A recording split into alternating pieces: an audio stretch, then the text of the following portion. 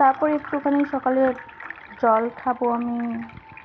আমি ঠান্ডা জল খাই, কখনো কখনো গরম জল খাই। তো আজকে আমি ঠান্ডাই খাচ্ছি জল, ঠান্ডার মধ্যে ঠান্ডা জল। দেখো আমাদের বাড়ির পাশে এখানে একটা আম গাছে কত আম ধরেছে, তেমন দেখা যাচ্ছে না এখনো, ছোট।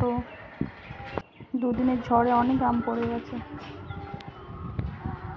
আর দেখো ছাদ থেকে এই জায়গাটা কত সুন্দর দেখতে লাগছে। রোজ সকালবেলা আমি একবার করে ছাদে যাই, বেশ ভালো লাগে। এই যে এই জায়গাটাতে স্টেশন আছে, মতো দেখাচ্ছে।